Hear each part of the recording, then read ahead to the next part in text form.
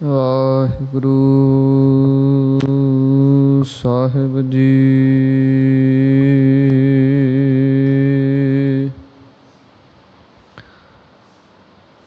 ਇੱਕ ਓੰਕਾਰ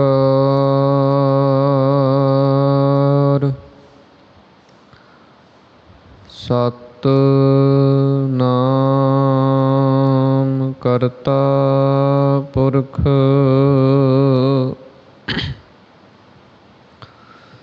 ਨਿਰਭਉ ਨਿਰਵੈਰ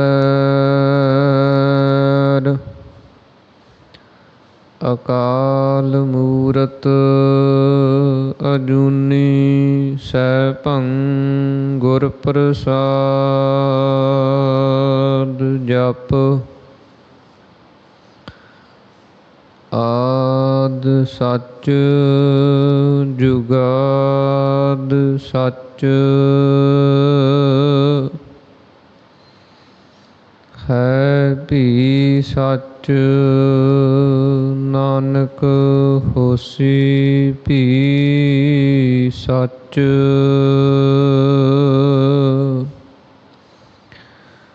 ਕਹਾ ਬੁੱਧ ਪ੍ਰਭ ਤੁਛ ਹਮਾਰੀ ਬਰਨ ਸਕੈ ਮਹਿਮਾ ਜੋ ਤਿਹਾਰੀ।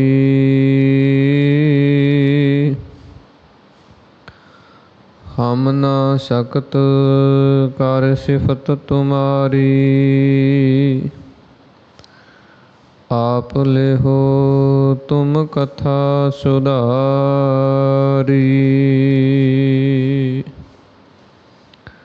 ਮੂਕ ਊਚਰੈ ਸ਼ਾਸਤਰ ਖਟ ਪਿੰਗ ਗਿਰਨ ਚੜ ਜਾਇ।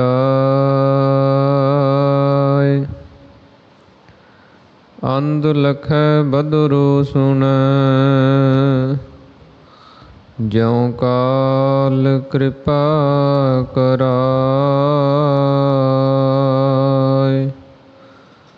ਸੱਜਣ ਸੱਚਾ ਪਾਤਸ਼ਾਹ ਸਿਰ ਸਾਹਾਂਦੈ ਸਾਹੁ। ਜਿਸ ਪਾਸ ਬੈਠਿਆ ਸੋਹੀਐ ਸਭਨਾ ਦਾ ਵਿਸਾਹੁ।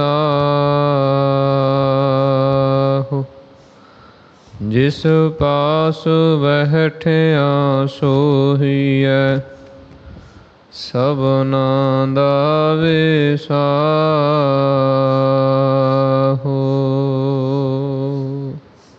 ਵਾਹਿਗੁਰੂ ਸਾਹਿਬ ਜੀ। ਅਣਮੜਿਆ ਮੰਦਲ ਬਾਜੈ ਸੋਰਠ ਘਰ ਤੀਜਾ। ਅਣਮੜਿਆ ਮੰਦਲ ਬਾਜੈ ਬਿਨ ਸਾਵਣ ਘਨਹਰ ਗਾਜੈ। ਬਾਦਲ ਬਿਨ ਵਰਖਾ ਹੋਈ ਜੋ ਤਤ ਵਿਚਾਰੈ ਕੋਈ। ਮੋਹ ਕੋ ਮਿਲਿਓ ਰਾਮ ਸਨੇਹੀ ਜਿਹੇ ਮਿਲਿਆ ਦੇਹ ਸੋ ਦੇਹੀ। ਰਹਾਉ ਮਿਲ ਪਾਰਸ ਕੰਚਨ ਹੋਇਆ ਮੁਖ ਮਨਸਾ ਰਤਨ ਪਰੋਇਆ। ਨਿਜ ਭਾਉ ਭਇਆ ਭ੍ਰਮ ਭਾਗਾ ਗੁਰ ਪੂਛੇ ਮਨ ਪਤੀਆਗਾ।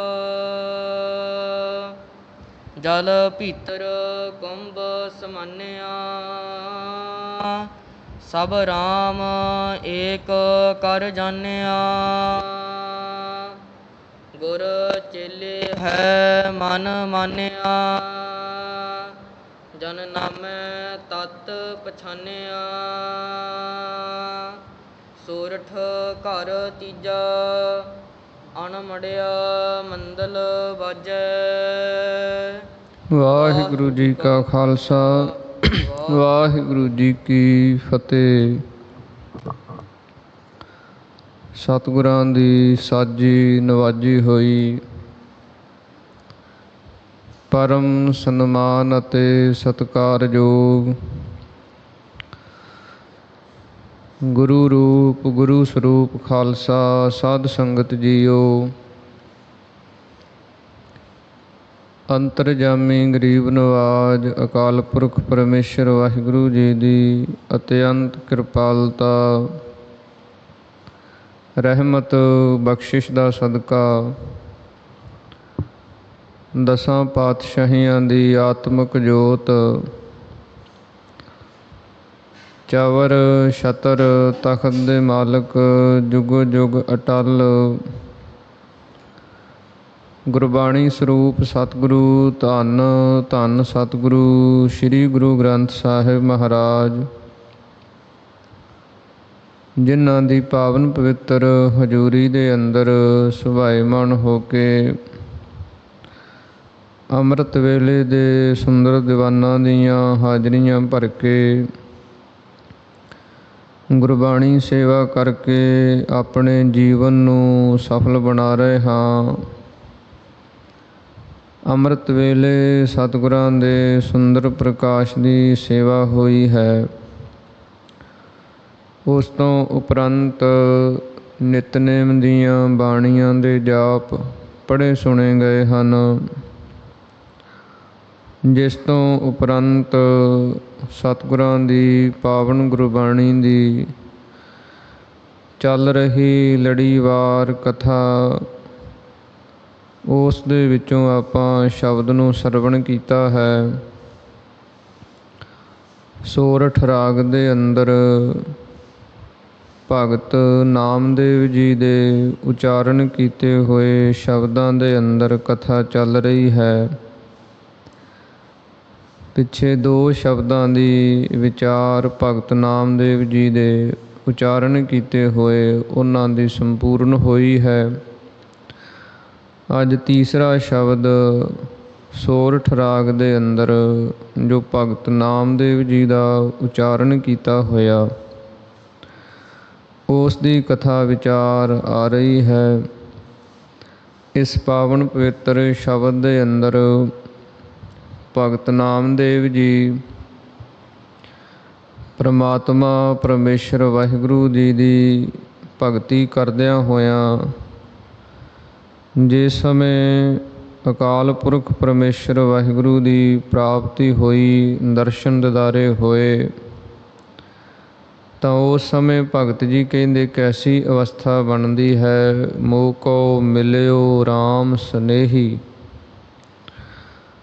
ਜੋ ਰਾਮ ਰਮਿਆ ਹੋਇਆ ਪਰਮੇਸ਼ਰ ਵਾਹਿਗੁਰੂ ਹੈ। ਸਨੇਹੀ ਜੋ ਸਭ ਦੇ ਨਾਲ ਹੀ ਪਿਆਰ ਕਰਨ ਵਾਲਾ ਹੈ। ਪ੍ਰਮਾਤਮਾ ਪਰਮੇਸ਼ਰੀ ਹੈ, ਜੋ ਹਰ ਇੱਕ ਜੀਵ ਦੇ ਨਾਲ, ਪਸ਼ੂ ਪਰਿੰਦੇ ਦੇ ਨਾਲ, ਜਿੰਨੀ ਵੀ ਉਹਨੇ ਰਚਨਾ ਰਚੀ ਹੈ, ਸਭ ਦੇ ਨਾਲ ਹੀ ਉਹਦਾ ਪ੍ਰੇਮ ਹੈ। ਐਸਾ ਜੋ ਰਾਮ ਪਰਮੇਸ਼ਰ ਵਾਹਿਗੁਰੂ ਹੈ ਮਿਲਿਓ, ਜਿਸ ਸਮੇਂ ਉਹਦਾ ਮਿਲਾਪ ਹੋਇਆ, ਉਹਦੇ ਵਿੱਚ ਜਿਹੜੀ ਸੁਰਤੀ ਬਿਰਤੀ ਸੀ ਉਹ ਜੁੜ ਗਈ। ਜਿਹੇ ਮਿਲਿਆ ਦੇਹ ਸਦੇਹੀ, ਫਿਰ ਜਿਹੜਾ ਇਹ ਸਰੀਰ ਦੇਹ ਧਾਰਨ ਕੀਤੀ ਹੋਈ ਹੈ, ਇਹ ਸੁਦੇਹੀ ਕਹੀਏ ਸੁੰਦਰ ਸਫਲੀ ਬਣ ਗਈ। ਸਾਡਾ ਸਰੀਰ ਧਾਰਨ ਕੀਤਾ ਹੋਇਆ ਇਹ ਮਨੁੱਖੀ ਜਾਮਾ ਜੋ ਸਾਨੂੰ ਮਿਲਿਆ ਹੋਇਆ, ਇਹਦੀ ਸਫਲਤਾ ਉਦਣ ਹੀ ਹੁੰਦੀ ਹੈ ਜਿੱਦਣ ਇਹ ਸਰੀਰ ਦੁਆਰਾ ਅਸੀਂ ਗੁਰੂ ਦੀ ਭਗਤੀ ਕਰਦੇ ਹੋਏ, ਸੇਵਾ ਕਰਦੇ ਹੋਏ ਜੀਵਨ ਨੂੰ ਸਫਲ ਕਰ ਲਈਏ। ਕਿਉਂਕਿ ਸਤਿਗੁਰੂ ਜੀ ਪਾਵਨ ਬਾਣੀ ਦੇ ਅੰਦਰ ਬਚਨ ਕਰਦੇ ਹਨ ਕਿ ਸਰੀਰ ਹੋਰ ਜੂਨਾਂ ਦੇ ਅੰਦਰ ਵੀ ਬੜੇ ਹੈ। 84 ਲੱਖ ਜੂਨਾਂ ਉਹ ਵੀ ਸਰੀਰ ਹੀ ਹਨ। ਉਹ ਸਰੀਰਾਂ ਦੀ ਬਣਤਰ ਦੇ ਵਿੱਚ ਥੋੜ੍ਹਾ ਥੋੜ੍ਹਾ ਫਰਕ ਹੈ, ਉਹ ਵੀ ਸਰੀਰ ਹੀ, ਦੇਹਾਂ ਹੀ ਉਹ ਹਨ। ਪਰ ਇਹ ਮਨੁੱਖਾਂ ਦੇ ਜਿਹੜੀ ਹੈ, ਮਨੁੱਖੀ ਜਾਮਾ ਜਿਹੜਾ ਹੈ, ਇਹ ਸਭ ਤੋਂ ਉੱਤਮ ਹੈ। ਸਤਿਗੁਰੂ ਜੀ ਕਹਿੰਦੇ ਜਿਹੜਾ ਮਨੁੱਖੀ ਜਾਮੇ ਦੇ ਵਿੱਚ ਆਇਆ ਹੋਇਆ ਸਫਲ ਕੌਣ ਹੁੰਦਾ ਹੈ। ਆਇਆ ਸਫਲ ਤਾਹੂ ਕੋ ਗਨੀਏ, ਜਾਸ ਰਸਨ ਹਰ ਹਰ ਜਸ ਭਨੀਏ। ਇਸ ਮਨੁੱਖੀ ਜਾਮੇ ਦੇ ਅੰਦਰ ਜਿਹੜਾ ਵੀ ਜੀਵ ਆ ਗਿਆ ਹੈ, ਆ ਕੇ ਫਿਰ ਸਫਲਾ ਉਹ ਸਮਝਿਆ ਜਾਂਦਾ ਜਿਹੜਾ ਭਗਤੀ ਕਰਦਾ, ਜਿਹੜਾ ਪਰਮੇਸ਼ਰ ਦਾ ਨਾਮ ਜਪਦਾ, ਉਹਦੀ ਬੰਦਗੀ ਕਰਦਾ, ਉਹਦਾ ਆਉਣਾ ਸਫਲਾ ਹੈ। ਇਸ ਕਰਕੇ ਭਗਤ ਨਾਮਦੇਵ ਜੀ ਕਹਿੰਦੇ ਹਨ, ਦੇਹ ਸੁਦੇਹੀ, ਜਿਹੜੀ ਇਹ ਦੇਹ ਸਰੀਰ ਹੈ ਇਹ ਸੁਦੇਹੀ ਕਿ ਇਹ ਸ੍ਰੇਸ਼ਟ ਦੇਹੀ ਬਣ ਜਾਂਦੀ ਹੈ, ਭਾਵ ਕਿ ਸਫਲੀ ਬਣ ਜਾਂਦੀ ਹੈ, ਇਹ ਉੱਤਮ ਦੇਹ ਬਣ ਜਾਂਦੀ ਹੈ। ਇਹ ਦੇਹ ਫਿਰ ਉਹ ਪ੍ਰਮਾਤਮਾ ਪਰਮੇਸ਼ਰ ਦੀ ਪ੍ਰਾਪਤੀ ਦਾ ਵਸੀਲਾ ਬਣ ਗਈ, ਵੀ ਇਹ ਮਨੁੱਖੀ ਜਾਮੇ ਦੁਆਰਾ ਹੀ ਉਹਦੀ ਪ੍ਰਾਪਤੀ ਹੈ। ਇਸ ਪ੍ਰਕਾਰ ਭਗਤ ਨਾਮਦੇਵ ਜੀ ਕਹਿੰਦੇ ਹਨ ਕਿ ਜਦੋਂ ਐਸੀ ਦਾਤ ਪ੍ਰਾਪਤ ਹੋਈ ਤੇ ਫਿਰ ਕੀ ਜੀਵ ਦੀ ਅਵਸਥਾ ਬਣਦੀ ਹੈ, ਕਿਹੜੀਆਂ ਕਿਹੜੀਆਂ ਚੀਜ਼ਾਂ ਜਿਹੜੀਆਂ ਹਨ ਸੰਸਾਰ ਦੇ ਅੰਦਰ ਖੁਸ਼ੀ ਦੇ ਪ੍ਰਤੀਕ ਮੰਨੀਆਂ ਕੁਝ ਚੀਜ਼ਾਂ, ਜਿਵੇਂ ਕੋਈ ਢੋਲ ਵੱਜੇ ਸਮਝਿਆ ਜਾਂਦਾ ਵੀ ਇਹ ਚੰਗਾ ਸ਼ਗਨ ਹੈ, ਖੁਸ਼ੀ ਦਾ ਪ੍ਰਤੀਕ ਹੈ। ਇਸੇ ਤਰ੍ਹਾਂ ਹੀ ਸਾਉਣ ਦਾ ਮਹੀਨਾ ਹੈ, ਉਹ ਬੜਾ ਚੰਗਾ, ਸੋਭਨੀਕ, ਸੁੰਦਰ, ਖੁਸ਼ੀ ਵਾਲਾ ਮੰਨਿਆ। ਇਸੇ ਤਰ੍ਹਾਂ ਹੀ ਜੇ ਮੀਂਹ ਪੈ ਜਾਏ, ਮੀਂਹ ਵੀ ਸ਼ਗਨ ਮੰਨਿਆ ਜਾਂਦਾ ਵੀ ਮੀਂਹ ਪੈ ਗਿਆ। ਇਸੇ ਤਰ੍ਹਾਂ ਭਗਤ ਜੀ ਕਹਿੰਦੇ ਜਿਵੇਂ ਇਹ ਕੁਝ ਚੀਜ਼ਾਂ ਹਨ ਜਿਹੜੀਆਂ ਖੁਸ਼ੀ ਦਾ ਪ੍ਰਤੀਕ ਮੰਨੀਏ, ਚੰਗੇ ਸ਼ਗਨਾਂ ਦੀ ਨਿਸ਼ਾਨੀ ਮੰਨੀਏ। ਇਸੇ ਤਰ੍ਹਾਂ ਹੀ ਭਗਤ ਜੀ ਕਹਿੰਦੇ ਜਿਨ੍ਹਾਂ ਨੂੰ ਪਰਮੇਸ਼ਰ ਦੀ ਪ੍ਰਾਪਤੀ ਹੁੰਦੀ ਹੈ, ਉਹਦੇ ਨਾਮ ਦੇ ਵਿੱਚ ਜੁੜਦੇ ਆ ਜਦੋਂ, ਉਹਨਾਂ ਨੂੰ ਕਿਹੜੀਆਂ ਆਵਾਜ਼ਾਂ, ਉਹਨਾਂ ਨੂੰ ਕਿਹੜੇ ਰਸ ਪ੍ਰਾਪਤ ਹੁੰਦੇ ਹੈ, ਕਿਹੜੇ ਖੁਸ਼ੀ ਦੇ ਵਾਜੇ ਵੱਜਦੇ ਹੈ, ਤਾਂ ਭਗਤ ਨਾਮਦੇਵ ਜੀ ਇਸ ਪਾਵਨ ਸ਼ਬਦ ਦੁਆਰਾ ਉਪਦੇਸ਼ ਬਖਸ਼ਿਸ਼ ਕਰਦੇ ਹਨ। ਮਨ ਬਿਰਤੀਆਂ ਨੂੰ ਇਕਾਗਰ ਕਰਕੇ ਸਰਵਣ ਕਰਨ ਦੇ ਯਤਨ ਕਰੀਏ ਜੀ। ਉਚਾਰਨ ਕਰੋ ਜੀ, ਸਤਨਾਮ ਸ੍ਰੀ ਵਾਹਿਗੁਰੂ ਸਾਹਿਬ ਜੀ।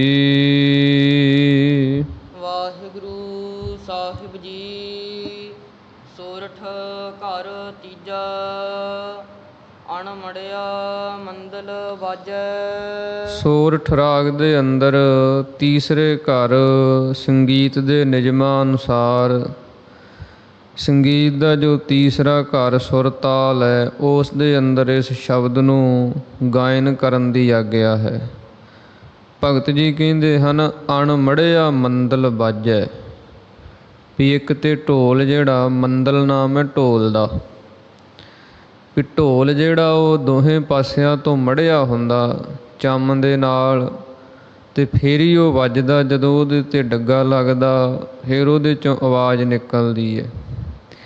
ਪਰ ਭਗਤ ਜੀ ਕਹਿੰਦੇ ਜਿਨ੍ਹਾਂ ਨੂੰ ਪਰਮੇਸ਼ਰ ਦੇ ਨਾਮ ਦੇ ਵਿੱਚ ਜੁੜ ਕੇ ਜਿਹੜਾ ਆਵਾਜ਼ਾਂ ਵੱਜਦਾ ਹੈ, ਉਹਦੇ ਵਾਸਤੇ ਉਹਨਾਂ ਨੂੰ ਇਹ ਬਾਹਰਲੇ ਢੋਲ ਦੀ ਲੋੜ ਨਹੀਂ ਪੈਂਦੀ। ਉਹ ਅਣਮੜਿਆ, ਉਹ ਬਿਨਾਂ ਮੜਨ ਤੋਂ ਹੀ ਜਿਹੜਾ ਢੋਲ ਮੰਦਲ ਹੈ, ਨਾਮ ਦਾ ਵਾਜਾ ਹੈ, ਉਹ ਵਾਜਾ ਕੀ ਇਹ ਵੱਜਦਾ ਹੈ। ਅੰਤਰ-ਆਤਮੇ ਉਹ ਪਰਮੇਸ਼ਰ ਦੇ ਨਾਮ ਦਾ ਐਸਾ ਡੱਗਾ ਪੈਂਦਾ ਹੈ, ਐਸੀ ਉਹਦੀ ਆਵਾਜ਼ ਨਿਕਲਦੀ ਹੈ, ਜਿਹਦੇ 'ਤੇ ਭਗਤਾਂ ਦੀ ਸੁਰਤੀ ਮਿਰਤੀ ਜਿਹੜੀ ਹੈ ਉਹ ਮਗਨ ਹੋ ਜਾਂਦੀ ਹੈ। ਸਾਵਣ ਘਨ ਹਰ ਗਾਜੈ। ਭਗਤ ਜੀ ਕਹਿੰਦੇ ਜਿਵੇਂ ਸਾਉਣ ਦੇ ਮਹੀਨੇ ਦੇ ਵਿੱਚ ਬੱਦਲ ਗੱਜਦੇ ਹੈ ਤੇ ਉਹ ਬੜੇ ਸੋਹਣੇ ਲੱਗਦੇ ਹੈ, ਬੜੇ ਖੁਸ਼ੀ ਦੇ ਪ੍ਰਤੀਕ ਮੰਨੇ ਜਾਂਦੇ ਹੈ। ਸਾਉਣ ਦਾ ਮਹੀਨਾ ਹੀ ਸਾਰਾ ਸੁਹਾਵਣਾ ਮੰਨਿਆ ਜਾਂਦਾ। ਭਗਤ ਜੀ ਕਹਿੰਦੇ ਹਨ ਜਿਹੜੇ ਨਾਮ ਦੇ ਵਿੱਚ ਜੁੜੇ ਆ, ਬਿਨ ਸਾਵਣ ਘਨ ਹਰ ਗਾਜੈ, ਚਾਹੇ ਸਾਉਣ ਦਾ ਮਹੀਨਾ ਹੈ ਚਾਹੇ ਨਹੀਂ ਹੈ, ਉਹਨਾਂ ਦੇ ਅੰਦਰ ਜਿਵੇਂ ਬੱਦਲਾਂ ਦੀ ਗੂੰਜ ਪੈਂਦੀ ਹੈ, ਇੱਦਾਂ ਪਰਮੇਸ਼ਰ ਦੇ ਨਾਮ ਦੀ ਜਿਹੜੀ ਗੂੰਜ ਹੈ, ਪਰਮੇਸ਼ਰ ਦੇ ਨਾਮ ਦਾ ਜਿਹੜਾ ਆਵਾਜ਼ਾ ਹੈ, ਉਹ ਅੰਦਰ ਹਰ ਸਮੇਂ ਉਹਨਾਂ ਦੇ ਵੱਜਦਾ ਰਹਿੰਦਾ ਹੈ। ਬਾਦਲ ਬਿਨ ਵਰਖਾ ਹੋਈ। ਭਗਤ ਜੀ ਕਹਿੰਦੇ ਜਿਵੇਂ ਬੱਦਲ ਜਿਹੜੇ ਹਨ ਉਹ ਮੀਂਹ ਪਾਉਂਦੇ ਹਨ, ਬੱਦਲ ਜਿਹੜੇ ਆ ਵਰਖਾ ਕਰਦੇ ਆ, ਅਤੇ ਮੀਂਹ ਜਿਹੜਾ ਹੈ ਇਹ ਸਭ ਦੇ ਲਈ ਬੜਾ ਸੁਖਦਾਈ ਮੰਨਿਆ ਹੈ। ਮੀਂਹੋਂ ਪਿਆ ਪਰਮੇਸ਼ਰ ਪਾਇਆ, ਜੀ ਜੰਤ ਸਭ ਸੁਖੀ ਵਸਾਇਆ। ਕਿ ਜਿੰਨੇ ਜੀਵ ਜੰਤ ਹਨ ਜਦੋਂ ਮੀਂਹ ਪੈ ਜਾਏ ਉਹ ਵੀ ਖੁਸ਼ੀ ਜਿਹੜੀ ਹੈ ਪ੍ਰਗਟ ਕਰਦੇ ਹੈ। ਜਿਵੇਂ ਡੱਡੂ ਬੋਲਣ ਲੱਗ ਜਾਂਦੇ ਹੈ, ਉਹ ਵੀ ਉੱਚੀ ਉੱਚੀ ਆਵਾਜ਼ਾਂ ਕੂਕਦੇ ਹੈ, ਖੁਸ਼ੀ ਪ੍ਰਗਟ ਕਰਦੇ ਹੈ। ਭਗਤ ਜੀ ਕਹਿੰਦੇ ਬਾਦਲ ਬਿਨ ਵਰਖਾ ਹੋਈ। ਜਿਹੜੇ ਪਰਮੇਸ਼ਰ ਦੇ ਨਾਮ ਦੇ ਵਿੱਚ ਜੁੜਦੇ ਹੈ, ਨਾਮ ਦੇ ਵਿੱਚ ਜੁੜ ਕੇ ਜਿਹੜਾ ਵਰਖਾ ਉਹਨਾਂ 'ਤੇ ਪੈਂਦੀ ਹੈ, ਉਹਦੇ ਵਾਸਤੇ ਚਾਹੇ ਬੱਦਲ ਇਹ ਬਾਹਰਲੇ ਨਹੀਂ ਵੀ ਹਨ, ਇਹਨਾਂ ਤੋਂ ਬਿਨਾਂ ਹੀ ਉਹਨਾਂ ਦੇ ਅੰਦਰ ਜਿਹੜੀ ਨਾਮ ਦੀ ਵਰਖਾ ਹੈ ਅਤੇ ਨਾਮ ਦੇ ਰਸ ਦੀ ਜਿਹੜੀ ਵਰਖਾ ਹੈ ਉਹ ਹੁੰਦੀ ਰਹਿੰਦੀ ਹੈ। ਜੋ ਤਤ ਵਿਚਾਰੈ ਕੋਈ। ਭਗਤ ਜੀ ਕਹਿੰਦੇ ਜੇ ਕੋਈ ਤੱਤ ਜੋ ਅਸਲੀ ਸਿਧਾਂਤ ਹੈ, ਨਿਚੋੜ ਹੈ, ਉਸ ਦੀ ਕੋਈ ਵਿਚਾਰ ਕਰੇ ਵੀ ਇਹ ਬਾਹਰਲੇ ਚਿੰਨ੍ਹ ਜਿਹੜੇ ਹਨ ਇਹ ਖੁਸ਼ੀ ਦੇ ਪ੍ਰਤੀਕ ਮੰਨੇ ਹਨ, ਪਰ ਅਸਲੀ ਖੁਸ਼ੀ ਜਿਹੜੀ ਹੈ ਜੇ ਕੋਈ ਤੱਤ ਦੀ ਵਿਚਾਰ ਕਰੇ ਤਾਂ ਉਹ ਨਾਮ ਦੇ ਰਸ ਦੀ ਹੈ। ਨਾਮ ਰਸੀਆ ਜਿਹੜਾ ਹੈ, ਨਾਮ ਦੇ ਵਿੱਚ ਜਿਹੜਾ ਜੁੜਿਆ ਹੋਇਆ ਸੁਰਤੀ ਬਿਰਤੀ ਕਰਕੇ, ਉਹਦੇ ਵਾਸਤੇ ਸਦਾ ਹੀ ਖੁਸ਼ੀਆਂ ਹਨ, ਸਦਾ ਹੀ ਉਹਦੇ ਵਾਸਤੇ ਖੇੜੇ ਹਨ।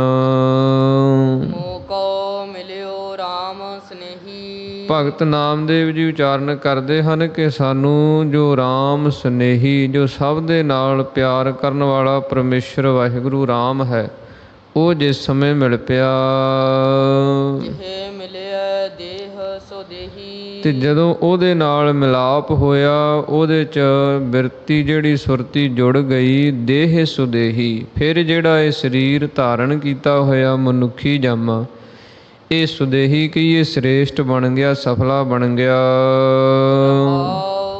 ਮਿਲ ਪਾਰਸ ਕੰਚਨ ਹੋਇਆ। ਭਗਤ ਜੀ ਅੱਗੇ ਉਚਾਰਨ ਕਰਦੇ ਹਨ ਕਿ ਮਿਲਾਪ ਦੇ ਵਿੱਚੋਂ ਕਿਹੜੀ ਪਦਵੀ ਦੀ ਪ੍ਰਾਪਤੀ ਹੁੰਦੀ ਹੈ। ਮਿਲ ਪਾਰਸ ਕੰਚਨ ਹੋਇਆ। ਜਿਵੇਂ ਪਾਰਸ ਦੀ ਵੱਟੀ ਜਿਹੜੀ ਹੈ ਉਹਨੂੰ ਲੋਹਾ ਛੂਹ ਜਾਏ, ਕੋਈ ਹੋਰ ਧਾਤ ਛੂਹ ਜਾਏ, ਉਹ ਸੋਨਾ ਬਣ ਜਾਂਦੀ ਹੈ। ਇਸੇ ਤਰ੍ਹਾਂ ਹੀ ਭਗਤ ਜੀ ਕਹਿੰਦੇ ਹਨ ਮਿਲ ਪਾਰਸ ਕੰਚਨ ਹੋਇਆ, ਕਿ ਉਹ ਪ੍ਰਮਾਤਮਾ ਪਰਮੇਸ਼ਰ ਵਾਹਿਗੁਰੂ ਪਾਰਸ ਦੀ ਨਿਆਈ ਹੈ। ਜਦੋਂ ਉਹਦੇ ਨਾਲ ਜੀਵ ਜੁੜ ਜਾਏ ਫਿਰ ਇਹ ਜਿਵੇਂ ਸੋਨਾ ਹੁੰਦਾ, ਸ਼ੁੱਧ ਪਵਿੱਤਰ, ਉਹਦੇ ਸੋਨੇ ਦੇ ਵਾਂਗ ਇਹਦਾ ਜੀਵਨ ਬਣ ਜਾਂਦਾ ਹੈ। ਮੁਖ ਮਨਸਾ ਰਤਨ ਪਰੋਇਆ।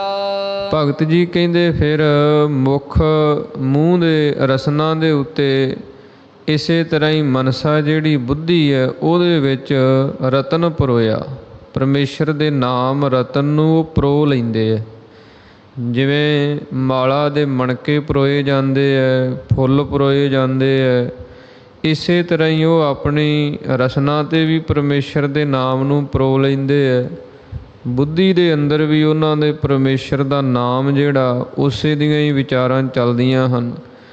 ਇੱਦਾਂ ਉਹ ਰਸਨਾ 'ਤੇ ਬੁੱਧੀ ਦੇ ਅੰਦਰ ਪਰਮੇਸ਼ਰ ਦੇ ਨਾਮ ਨੂੰ ਪਰੋ ਲੈਂਦੇ ਹਨ।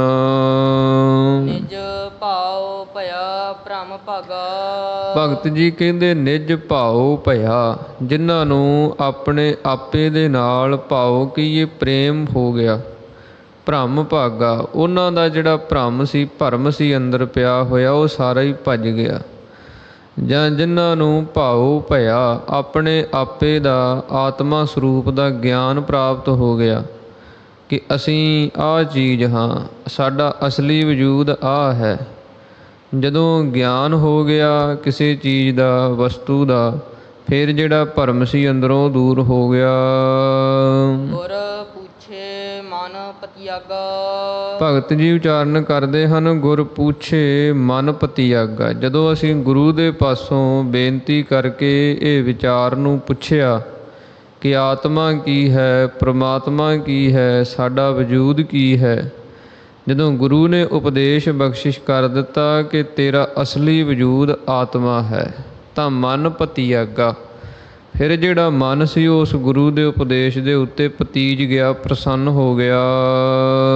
ਜਲ ਭੀਤਰ ਕੁੰਭ ਸਮਾਨਿਆ। ਭਗਤ ਜੀ ਕਹਿੰਦੇ ਜਿਵੇਂ ਜਲ ਪਾਣੀ ਦੇ ਵਿੱਚ ਘੜਾ ਛੱਡ ਦਈਏ ਅਤੇ ਉਹ ਘੜਾ ਜਿਹੜਾ ਪਾਣੀ ਦੇ ਨਾਲ ਭਰ ਕੇ ਅਤੇ ਉਸੇ ਪਾਣੀ ਦੇ ਵਿੱਚ ਹੀ ਸਮਾ ਜਾਂਦਾ। ਕੋਈ ਤਲਾਬ ਦੇ ਅੰਦਰ ਘੜਾ ਛੱਡ ਦਈਏ, ਉਹ ਘੜਾ ਜਿਹੜਾ ਹੈ ਪਾਣੀ ਦੇ ਨਾਲ ਜਦੋਂ ਭਰ ਜਾਏ ਫਿਰ ਉਹ ਤਲਾਬ ਦੇ ਵਿੱਚ ਹੀ ਸਮਾ ਜਾਂਦਾ।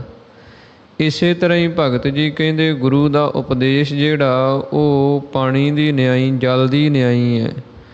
ਉਹਨਾਂ ਉਪਦੇਸ਼ਾਂ ਦੁਆਰਾ, ਨਾਮ ਦੁਆਰਾ ਜਦੋਂ ਅੰਦਰਲਾ ਮਨ ਸੀ ਜਿਹੜਾ ਇਹ ਭਰ ਗਿਆ ਅਤੇ ਆਤਮਾ ਜਿਹੜੀ ਸੀ ਫਿਰ ਉਹ ਉਸੇ ਪਰਮਾਤਮਾ ਦੇ ਵਿੱਚ ਹੀ ਮਿਲ ਗਈ। ਸਭ ਰਾਮ ਏਕ ਕਰ ਜਾਣਿਆ। ਫਿਰ ਸਭ ਦੇ ਵਿੱਚ ਇੱਕ ਰਾਮ ਨੂੰ ਕਰਕੇ ਜਾਣਦੇ ਹੈ ਕਿ ਸਭੈ ਘਟ ਰਾਮ ਬੋਲੇ, ਰਾਮਾ ਬੋਲੇ, ਰਾਮ ਬਿਨਾ ਕੋ ਬੋਲੇ ਰੇ। ਜੋ ਬੋਲਤ ਹੈ ਮ੍ਰਿਗ ਮੀਨ ਪੰਖੇਰੂ, ਸੋ ਬਿਨ ਹਰ ਜਾਪਤ ਹੈ ਨਹੀਂ ਹੋਰ। ਫਿਰ ਉਹ ਇੱਦਾਂ ਭਗਤ ਜੀ ਕਹਿੰਦੇ ਕਿ ਰਾਮ ਤੋਂ ਬਿਨਾਂ ਹੋਰ ਕਿਸੇ ਨੂੰ ਨਹੀਂ ਜਾਣਦੇ। ਸਭ ਦੇ ਵਿੱਚ ਹੀ ਉਹ ਰਮੇ ਹੋਏ ਰਾਮ ਪਰਮੇਸ਼ਰ ਨੂੰ ਹੀ ਪਛਾਣਦੇ ਹਨ। ਗੁਰ ਚੇਲੇ ਹੈ ਮਨ ਮੰਨਿਆ। ਭਗਤ ਜੀ ਉਚਾਰਨ ਕਰਦੇ ਹਨ, ਗੁਰ ਚੇਲੇ ਹੈ ਮਨ ਮੰਨਿਆ। ਕਿ ਗੁਰੂ ਦੇ ਉੱਤੇ ਜਿਵੇਂ ਚੇਲੇ ਦਾ ਮਨ ਮੰਨ ਜਾਏ ਜਦੋਂ, ਫਿਰ ਉਹਨੂੰ ਕੋਈ ਪਦਵੀ ਜਿਹੜੀ ਹੈ ਉਹ ਪ੍ਰਾਪਤ ਹੁੰਦੀ ਹੈ। ਅਤੇ ਗੁਰੂ ਦੇ ਮਨ ਦੇ ਵਿੱਚ ਵੀ ਜਦੋਂ ਆ ਜਾਏ ਵੀ ਹੁਣ ਚੇਲਾ ਜਿਹੜਾ ਇਹ ਪੱਕਾ ਹੈ, ਗੁਰੂ ਜਿਹੜਾ ਪਰਖਾਂ ਦੇ ਵਿੱਚ ਚੇਲੇ ਨੂੰ ਜਦੋਂ ਪਾ ਕੇ ਵੇਖਦਾ ਅਤੇ ਚੇਲਾ ਪੂਰਾ ਉਤਰਦਾ ਪਰਖਾਂ 'ਤੇ, ਫਿਰ ਗੁਰੂ ਜਿਹੜੀ ਅਸਲੀ ਪਦਵੀ ਹੈ ਉਹਦੀ ਦਾਤ ਦਿੰਦਾ ਵੀ ਹੁਣ ਇਹ ਸੰਭਾਲ ਸਕਦਾ ਹੈ ਇਸ ਨੂੰ। ਇਸੇ ਤਰ੍ਹਾਂ ਹੀ ਭਗਤ ਜੀ ਕਹਿੰਦੇ ਗੁਰ ਚੇਲੇ ਹੈ ਮਨ ਮੰਨਿਆ। ਗੁਰੂ ਦਾ ਜਿਹੜਾ ਉਪਦੇਸ਼ ਹੈ ਉਸ ਦੇ ਉੱਤੇ ਸਾਡਾ ਮਨ ਕਹੀਏ ਇਹ ਚੇਲਾ ਹੈ, ਇਹਦਾ ਮਨ ਮੰਨ ਗਿਆ ਹੈ। ਜਨ ਨਾਮੈ ਤਤ ਪਛਾਨਿਆ। ਭਗਤ ਨਾਮਦੇਵ ਜੀ ਕਹਿੰਦੇ ਅਸੀਂ ਹੁਣ ਉਸ ਤੱਤ ਨੂੰ ਪਛਾਣਿਆ ਕਹੀਏ, ਪਛਾਣ ਲਿਆ ਹੈ। ਭਗਤ ਨਾਮਦੇਵ ਜੀ ਕਹਿੰਦੇ ਕਿ ਜਿਹੜਾ ਪਰਮ ਤੱਤ ਹੈ, ਜਿਹੜਾ ਤੱਤ ਦਾ ਅਰਥ ਹੁੰਦਾ ਸਿਧਾਂਤ, ਨਿਚੋੜ, ਜਮਾ ਜਿਵੇਂ ਸਾਰ ਕੱਢਿਆ ਜਾਏ ਕਿਸੇ ਚੀਜ਼ ਦੇ ਵਿੱਚੋਂ। ਭਗਤ ਨਾਮਦੇਵ ਜੀ ਕਹਿੰਦੇ ਹੁਣ ਅਸੀਂ ਸਾਰ ਕੱਢ ਕੇ, ਨਿਚੋੜ ਕੱਢ ਕੇ ਦੇਖ ਲਿਆ ਕਿ ਤੱਤ ਵਸਤੂ ਕੀ ਚੀਜ਼ ਹੈ। ਤੱਤ ਇੱਕ ਬ੍ਰਹਮ ਹੈ ਜਿਹੜਾ ਨਾਸ ਨਹੀਂ ਹੁੰਦਾ, ਉਹਦੀ ਪ੍ਰਾਪਤੀ ਸਾਨੂੰ ਹੋ ਗਈ, ਉਹਨੂੰ ਪਛਾਣ ਲਿਆ ਹੈ। ਰਾਗ ਸੋਰਠ ਬਾਣੀ ਭਗਤ ਰਵਿਦਾਸ ਜੀ ਕੀ। ਇੱਕ ਓੰਕਾਰ ਸਤਿਗੁਰ ਪ੍ਰਸਾਦ। ਅੱਗੇ ਭਗਤ ਰਵਿਦਾਸ ਸਾਹਿਬ ਜੀ ਦੀ ਸੋਰਠ ਰਾਗ ਦੇ ਅੰਦਰ ਉਚਾਰਨ ਕੀਤੇ ਹੋਏ ਸ਼ਬਦ ਆਰੰਭ ਹੁੰਦੇ ਹਨ। ਇੱਥੋਂ ਤੱਕ ਕਿ 3 ਸ਼ਬਦ ਭਗਤ ਨਾਮਦੇਵ ਜੀ ਦੇ ਸੋਰਠ ਰਾਗ ਦੇ ਅੰਦਰ। ਅੱਗੇ ਰਾਗ ਸੋਰਠ ਬਾਣੀ ਭਗਤ ਰਵਿਦਾਸ ਜੀ ਕੀ।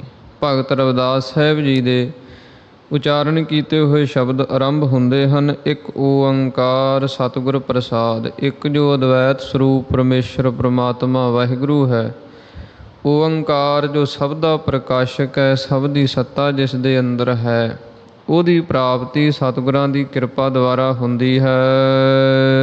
ਜਬ ਹਮ ਹੋਤੇ ਤਬ ਤੂ ਨਾਹੀ। ਭਗਤ ਰਵਿਦਾਸ ਸਾਹਿਬ ਜੀ ਬਚਨ ਉਚਾਰਨ ਕਰਦੇ ਹਨ ਰਹਾਉ ਦੀਆਂ ਪੰਕਤੀਆਂ ਦੇ ਅੰਦਰ ਕਿ ਮਾਧਵੇ ਕਿਆ ਕਹੀਏ ਭ੍ਰਮ ਐਸਾ।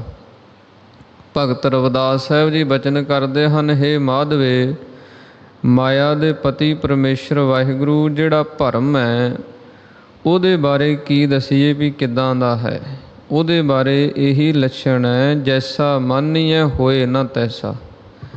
ਕਿ ਜਿੱਦਾਂ ਦਾ ਅਸੀਂ ਕਿਸੇ ਚੀਜ਼ ਨੂੰ ਮੰਨ ਰਹੇ ਹਾਂ, ਵਸਤੂ ਨੂੰ, ਉੱਦਾਂ ਦੀ ਉਹ ਹੈ ਨਹੀਂ ਹੈ। ਇਸ ਕਰਕੇ ਸਾਡੇ ਅੰਦਰ ਇਹ ਭਰਮ ਪਿਆ ਹੋਇਆ ਕਿ ਹੇ ਪਰਮੇਸ਼ਰ ਵਾਹਿਗੁਰੂ, ਜਦੋਂ ਭਰਮ ਦੀ ਨਿਵਰਤੀ ਹੁੰਦੀ ਹੈ ਫਿਰ ਹੀ ਤੇਰੀ ਪ੍ਰਾਪਤੀ ਹੁੰਦੀ ਹੈ। ਜਿੰਨਾ ਚਿਰ ਜੀਵ ਦੇ ਅੰਦਰ ਭਰਮ ਹੈ, ਕੋਈ ਭੁਲੇਖਾ ਹੈ, ਉਹਨਾਂ ਚਿਰ ਅਸਲੀ ਵਸਤੂ ਜਿਹੜੀ ਹੈ ਉਸ ਨੂੰ ਪਛਾਣਦਾ ਨਹੀਂ ਹੈ। ਆਰੰਭ ਦੇ ਅੰਦਰ ਭਗਤ ਜੀ ਬਚਨ ਕਰਦੇ ਹਨ, ਜਬ ਹਮ ਹੋਤੇ ਤਬ ਤੂ ਨਾਹੀ। ਕਿ ਹੇ ਪਰਮੇਸ਼ਰ ਵਾਹਿਗੁਰੂ, ਜਦੋਂ ਸਾਡੇ ਅੰਦਰ ਮੈਂ ਪੁਣਾ ਸੀ, ਭਾਵ ਕਿ ਇਹ ਦੇਹ ਦਾ ਅਭਿਮਾਨ ਸੀ ਕਿ ਅਸੀਂ ਕੁਝ ਹਾਂ। ਜਬ ਹਮ ਹੋਤੇ ਵੀ ਜਦੋਂ ਸਾਡੇ ਅੰਦਰ ਹੰਗਤਾ ਮਮਤਾ ਸੀ ਵੀ ਇਹ ਮੇਰੀ ਦੇਹ ਹੈ, ਮੇਰਾ ਸਰੀਰ ਹੈ, ਮੇਰਾ ਸਭ ਕੁਝ ਹੈ, ਜਦੋਂ ਇਹ ਬਿਰਤੀ ਸੀ ਤਬ ਤੂੰ ਨਾਹੀ, ਫਿਰ ਤੂੰ ਪਰਮੇਸ਼ਰ ਵਾਹਿਗੁਰੂ ਸਾਡੇ ਅੰਦਰ ਨਹੀਂ ਸੀ ਵਸਦਾ। ਕਿਉਂਕਿ ਜਿੱਥੇ ਹੰਗਤਾ ਮਮਤਾ ਹੈ, ਮੈਂ ਤੇ ਮੇਰੀ ਹੈ, ਉੱਥੇ ਪਰਮੇਸ਼ਰ ਨਹੀਂ ਵਸਦਾ ਅੰਦਰ ਆ ਕੇ। ਇਸੇ ਕਰਕੇ ਸਤਿਗੁਰਾਂ ਦੀ ਪਾਵਨ ਬਾਣੀ ਦੇ ਬਚਨ ਹਨ, ਹਉਮੈ ਨਾਵੈ ਨਾਲ ਵਿਰੋਧ ਹੈ, ਦੋਏ ਨਾ ਵਸੈ ਇੱਕ ਠਾਏ। ਹਉਮੈ ਕਰੀ ਤਾਂ ਤੂੰ ਨਾਹੀ, ਤੂੰ ਹੋਵਹਿ ਹਉ ਨਾਹੀਂ। ਕਿ ਜਿੱਥੇ ਪਰਮੇਸ਼ਰ ਵਾਹਿਗੁਰੂ ਤੂੰ ਆ ਜਾਏ ਉੱਥੇ ਮੈਂ ਨਹੀਂ ਰਹਿੰਦੀ, ਅਤੇ ਜਿੱਥੇ ਮੈਂ ਵਸਦੀ ਆ ਉੱਥੇ ਪਰਮੇਸ਼ਰ ਵਾਹਿਗੁਰੂ ਤੂੰ ਨਹੀਂ ਆਉਂਦਾ। ਇਸ ਕਰਕੇ ਭਗਤ ਰਵਿਦਾਸ ਸਾਹਿਬ ਜੀ ਉਚਾਰਨ ਕਰਦੇ ਹਨ, ਜਬ ਹਮ ਹੋਤੇ ਤਬ ਤੂੰ ਨਾਹੀਂ। ਕਿ ਜਿੰਨਾ ਚਿਰ ਜੀਵ ਦੇ ਅੰਦਰ ਮੈਂ ਪੁਣਾ ਹੈ, ਹੰਗਤਾ ਹੰਕਾਰ ਹੈ, ਇਹਨੂੰ ਨਹੀਂ ਛੱਡਦਾ, ਉਨਾ ਚਿਰ ਪਰਮੇਸ਼ਰ ਵਾਹਿਗੁਰੂ ਤੂੰ ਅੰਦਰ ਪ੍ਰਗਟ ਨਹੀਂ ਹੁੰਦਾ, ਤੇਰੀ ਪ੍ਰਾਪਤੀ ਨਹੀਂ ਹੁੰਦੀ। ਅਬ ਤੂੰ ਹੀ ਮੈਂ ਨਾਹੀ। ਤੇ ਅਬ ਹੁਣ ਜਿਹੜੀ ਵਰਤਮਾਨ ਸਮੇਂ ਦੇ ਅੰਦਰ ਗਿਆਨ ਅਵਸਥਾ ਹੈ, ਉਸ ਦੇ ਅੰਦਰ ਭਗਤ ਜੀ ਕਹਿੰਦੇ ਹਨ ਕਿ ਅਬ ਤੂੰ ਹੀ ਮੈਂ ਨਾਹੀ। ਹੁਣ ਪਰਮੇਸ਼ਰ ਵਾਹਿਗੁਰੂ ਤੂੰ ਹੀ ਹੈ, ਹੁਣ ਮੈਂ ਨਾਹੀ। ਹੁਣ ਮੇਰੇ ਅੰਦਰ ਮੈਂ ਪੁਣਾ ਨਹੀਂ ਹੈ, ਮੈਂ ਉਹ ਹੰਗਤਾ ਹੰਕਾਰ ਜਿਹੜਾ ਛੱਡ ਦਿੱਤਾ, ਹੁਣ ਤੇ ਤੂੰ ਹੀ ਅੰਦਰ ਵਸਦਾ ਹੈ। ਜਿਵੇਂ ਭਗਤ ਕਬੀਰ ਸਾਹਿਬ ਜੀ ਨੇ ਉਚਾਰਨ ਕੀਤਾ, ਕਬੀਰ ਤੂੰ ਤੂੰ ਕਰਤਾ ਤੂੰ ਹੁਆ, ਮੁਝ ਮੈਂ ਰਹਾ ਨਾ ਹੂੰ, ਜਬ ਆਪਾ ਪਰ ਕਾ ਮਿਟ ਗਿਆ, ਜਤ ਦੇਖਾਂ ਤਤ ਤੂੰ। ਭਗਤ ਕਬੀਰ ਸਾਹਿਬ ਜੀ ਕਹਿੰਦੇ ਪਰਮੇਸ਼ਰ ਵਾਹਿਗੁਰੂ ਤੂੰ ਤੂੰ ਕਰਦਿਆਂ ਹੋਇਆ ਵੀ ਤੂੰ ਹੀ ਤੂੰ ਹੈ, ਇਹ ਜਪਦਿਆਂ ਹੋਇਆਂ ਹੁਣ ਤੂੰ ਹੀ ਹੈ ਸਾਰੇ ਪਾਸੇ। ਸਾਡੇ ਅੰਦਰੋਂ ਜਿਹੜੀ ਮੈਂ ਸੀ ਉਹ ਮਿਟ ਗਈ ਹੈ, ਉਹ ਦੂਰ ਹੋ ਗਈ ਹੈ। ਜਿਵੇਂ ਸ਼੍ਰੀ ਗੁਰੂ ਗੋਬਿੰਦ ਸਿੰਘ ਮਹਾਰਾਜ ਜੀ ਨੇ ਵੀ ਆਪਣੀ ਬਾਣੀ ਦੇ ਅੰਦਰ ਪਰਮੇਸ਼ਰ ਵਾਹਿਗੁਰੂ ਜੀ ਦਾ ਜਸ ਕਰਦਿਆਂ ਹੋਇਆਂ ਬਚਨ ਕੀਤੇ ਕਿ ਜਲੇ ਹਰੀ ਥਲੇ ਹਰੀ ਛਿਤੇ ਹਰੀ ਨਭੇ ਹਰੀ, ਈਹਾਂ ਹਰੀ ਊਹਾਂ ਹਰੀ, ਜਮੀ ਹਰੀ ਜਮਾ ਹਰੀ, ਮਕੀ ਹਰੀ ਮਕਾਂ ਹਰੀ। ਇੱਦਾਂ ਸਤਿਗੁਰੂ ਜੀ ਬਚਨ ਕਰਦੇ ਕਰਦੇ ਅੱਗੇ ਉਚਾਰਨ ਕਰਦੇ, ਜਲਸ ਤੁਹੀਂ ਥਲਸ ਤੁਹੀਂ, ਨਿਦਿਸ ਤੁਹੀਂ ਨਦਸ ਤੁਹੀਂ। ਫਿਰ ਅੱਗੇ ਸਤਿਗੁਰੂ ਜੀ ਐਸੀ ਬਿਰਤੀ ਜੁੜੀ, ਇਕੱਲਾ ਇਹੀ ਰਹਿ ਗਿਆ, ਤੂੰ ਹੀ ਤੂੰ ਹੀ ਤੂੰ ਹੀ ਤੂੰ ਹੀ। ਇਸ ਪ੍ਰਕਾਰ ਸਤਿਗੁਰਾਂ ਨੇ 16 ਵਾਰ ਇੱਕੋ ਸ਼ਬਦ ਦੇ ਤੂੰ ਹੀ ਉਚਾਰਨ ਕੀਤਾ ਵੀ ਤੂੰ ਹੀ ਤੂੰ ਹੈ ਪਰਮੇਸ਼ਰ ਵਾਹਿਗੁਰੂ। ਇਸੇ ਪ੍ਰਕਾਰ ਹੀ ਭਗਤ ਰਵਿਦਾਸ ਸਾਹਿਬ ਜੀ ਉਚਾਰਨ ਕਰਦੇ ਹਨ ਕਿ ਅਬ ਤੂੰ ਹੀ ਮੈਂ ਨਾਹੀ। ਕਿ ਹੁਣ ਪਰਮੇਸ਼ਰ ਵਾਹਿਗੁਰੂ ਤੂੰ ਹੀ ਹੈ, ਸਾਡੇ ਅੰਦਰ ਉਹ ਮੈਂ ਵਾਲੀ ਬਿਰਤੀ ਹੰਗਤਾ ਵਾਲੀ ਬਿਰਤੀ ਦੂਰ ਹੋ ਗਈ ਹੈ। ਅਨਲ ਅਗਮ ਜੈਸੇ ਲਹਿਰ ਮੈਂ ਓਦਦ।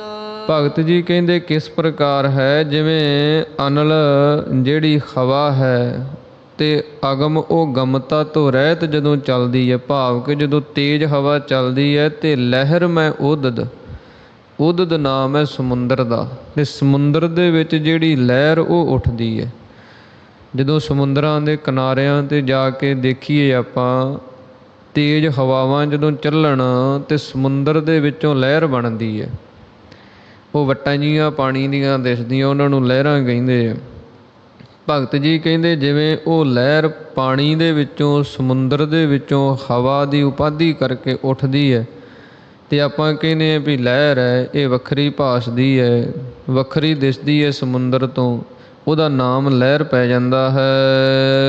ਜਲ ਕੇਵਲ ਜਲ ਮਾਹੀ। ਪਰ ਭਗਤ ਜੀ ਕਹਿੰਦੇ ਦੋਹਾਂ ਦੇ ਵਿੱਚ ਜਲ ਕੇਵਲ ਜਲ ਮਾਹੀ, ਜਲ ਹੀ ਸਮੁੰਦਰ ਦੇ ਵਿੱਚ ਹੈ ਅਤੇ ਜਲ ਹੀ ਲਹਿਰ ਦੇ ਵਿੱਚ ਹੈ।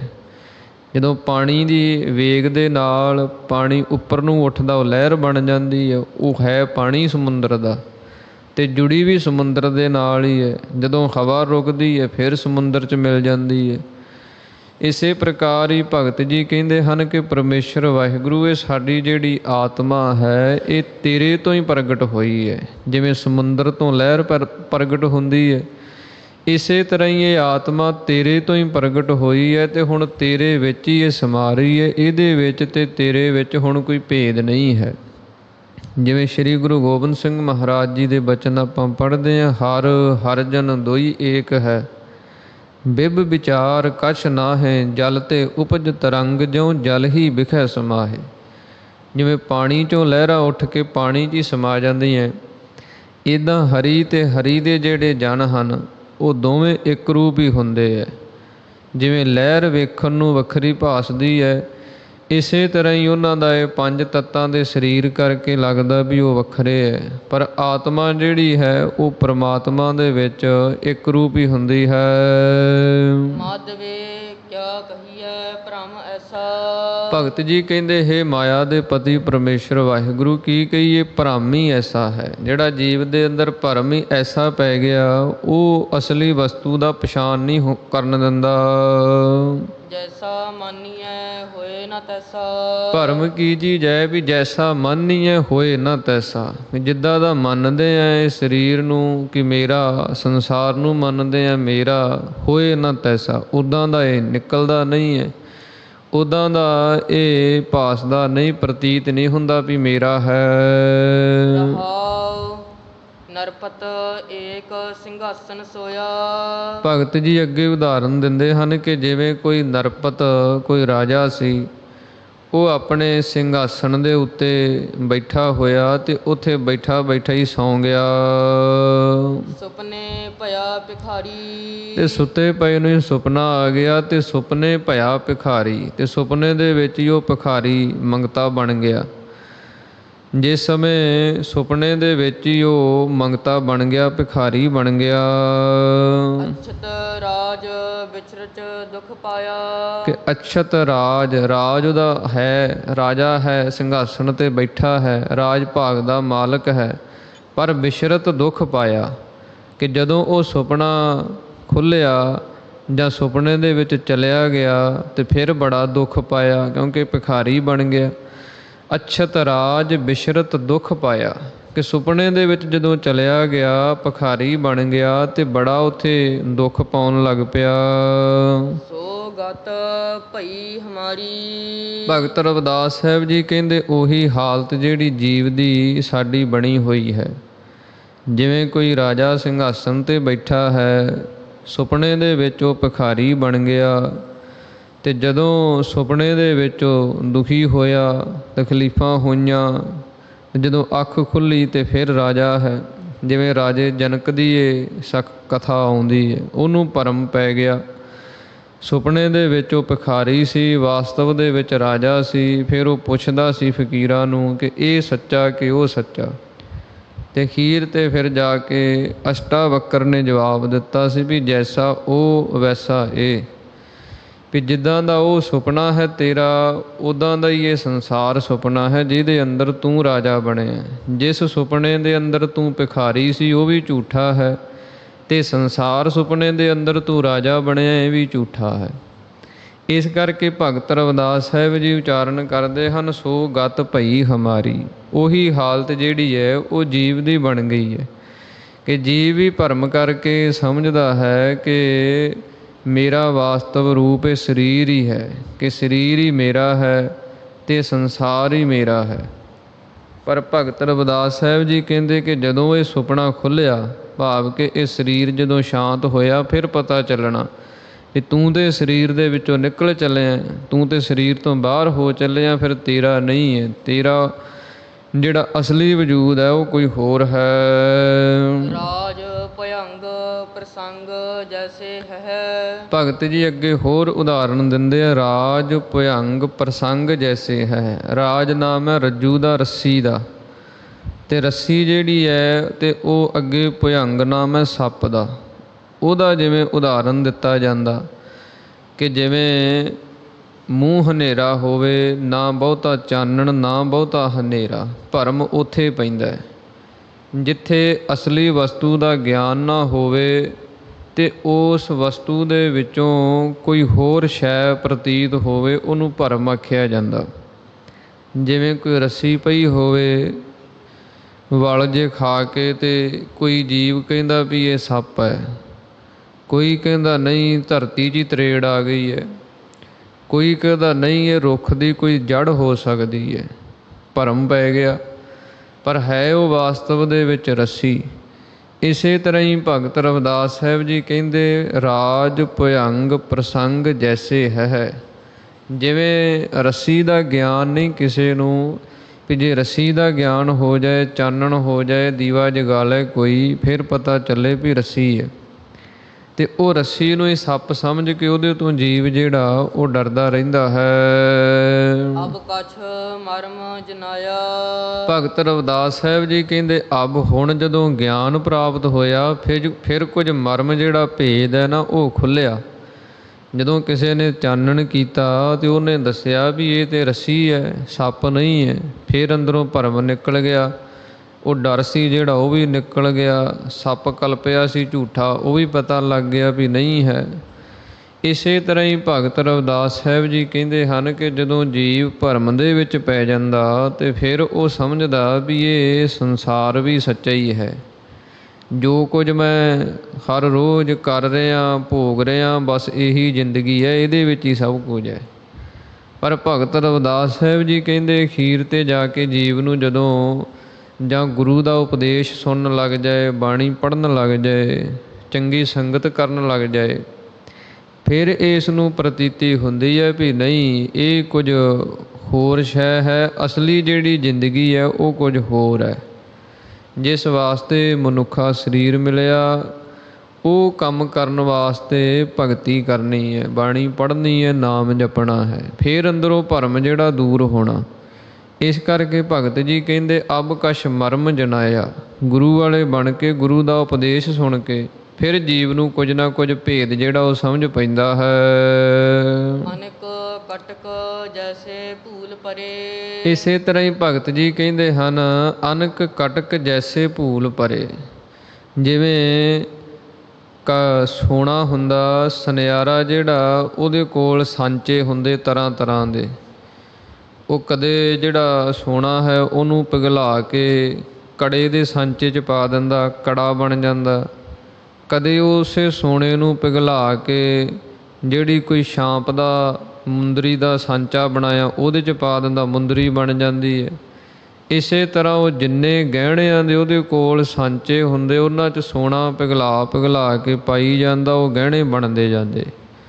ਕੋਈ ਕਹਿੰਦਾ ਵੀ ਕੜਾ, ਕੋਈ ਕਹਿੰਦਾ ਚੈਨੀ, ਕੋਈ ਕਹਿੰਦਾ ਛਾਪ, ਕੋਈ ਗਹਿਣਾ, ਕੋਈ ਤਰ੍ਹਾਂ ਤਰ੍ਹਾਂ ਦੇ ਨਾਮ ਰੱਖ ਲੈਂਦਾ ਜੀਵ। ਪਰ ਜੇ ਉਹਨੂੰ ਇੱਕ ਰੂਪ ਦੇ ਵਿੱਚ ਵੇਖਣਾ ਹੋਵੇ ਕੀ ਹੈ ਤੇ ਸੋਨਾ ਹੀ ਹੈ, ਉਹਦੇ ਵਿੱਚ ਅਸਲੀ ਰੂਪ ਤੇ ਉਹਦਾ ਸੋਨਾ ਹੀ ਹੈ। ਸਾਂਚੇ ਦੀ ਉਪਾਧੀ ਕਰਕੇ ਉਹਦਾ ਨਾਮ ਪੈ ਗਿਆ ਵੀ ਇਹ ਕੜਾ ਹੈ, ਇਹ ਛਾਪ ਹੈ, ਇਹ ਮੁੰਦਰੀ ਹੈ, ਵੱਖੋ ਵੱਖਰੇ ਨਾਮ ਪੈ ਗਏ।